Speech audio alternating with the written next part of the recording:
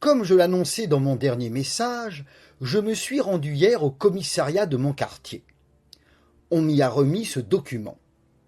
Je suis convoqué le 19 janvier prochain à l'Office central de lutte contre les crimes contre l'humanité et les crimes de haine.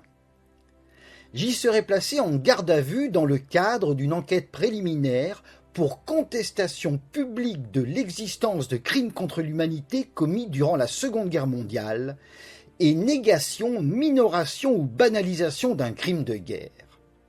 Cette dernière incrimination concerne mes propos sur la tragédie d'Oradour. Sur combien de dossiers serais-je interrogé? Je l'ignore. Dormirai-je en cellule? Peut-être, si l'interrogatoire se prolonge. Mais je sais une chose.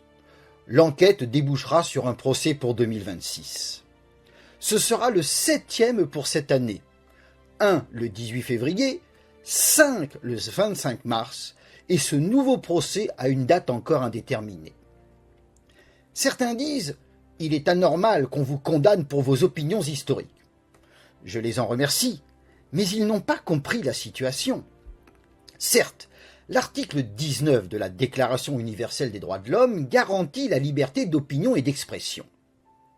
Mais voici que l'Holocauste surgit, avec ses chambres à gaz fantastiques, ses fours au rendement colossaux, ses horreurs dantesques et ses 6 millions de victimes.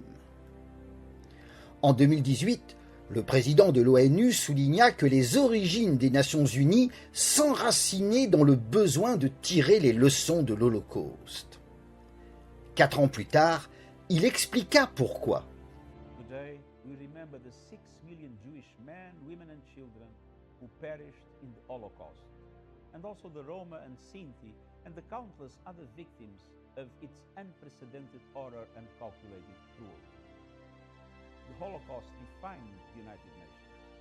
Our very name was coined to describe the alliance fighting the Nazi regime and its allies. Our charter was drafted in San Francisco as the Dachau concentration camp was liberated. The United Nations must always be on the front line of the fight against anti-Semitism and all other forms of religious bigotry and racism. Today, we witness an alarming resurgence of xenophobia and hate.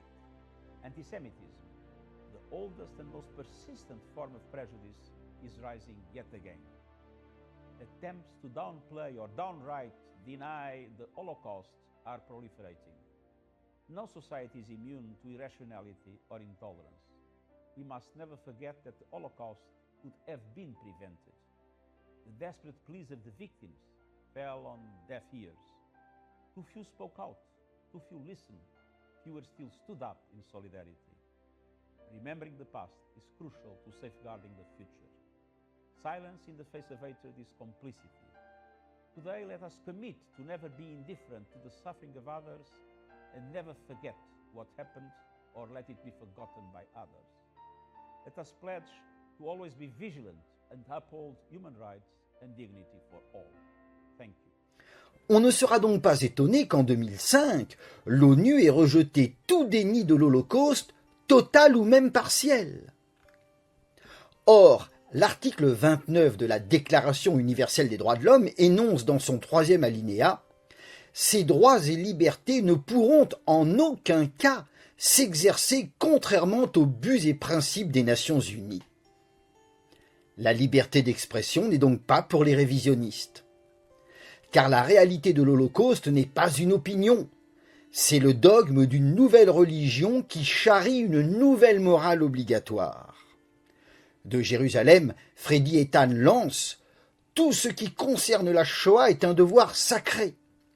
Dans leur ouvrage « Un piège bleu marine », Laurence Parisot et Rose Laprelle soulignent que les chambres à gaz marquent de façon indélébile la mémoire et la conscience de l'humanité tout entière.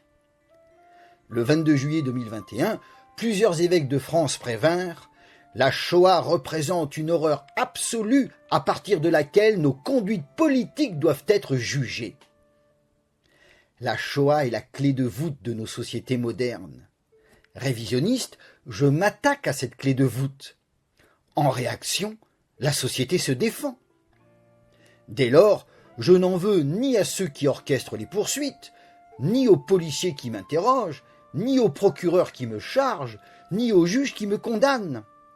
Tous ces gens font leur travail conformément aux règles du jeu, et nous n'y pouvons rien. Si nous étions à leur place, nous agirions de même.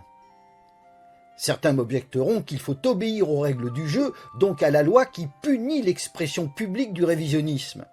Je répondrai qu'en tant que résistant moderne, j'obéis à feu Lucie Aubrac qui enseignait « La désobéissance volontaire fait partie de l'esprit résistant ». Voilà pourquoi je viole la loi Guessot et en accepte les conséquences. Plus loin, à la question « Comment savoir la vérité ?», Lucie Aubrac répondait « La première arme de la résistance, ce n'est pas la mitraillette, c'est l'information. » Cet enseignement s'adresse à vous, chers spectateurs. Il est une chose que vous pouvez faire, c'est diffuser le révisionnisme dans votre entourage. Je vous invite à faire connaître mon blog qui publie mes travaux. Bloqué en France sur décision de justice, un VPN est nécessaire. Quant à ma conférence de synthèse sur l'Holocauste et ses enjeux politiques actuels, elle est disponible sur le site archive.org. La meilleure arme contre la répression, c'est la diffusion de la voix que les censeurs veulent faire taire. Merci à celles et à ceux qui contribueront à cette diffusion.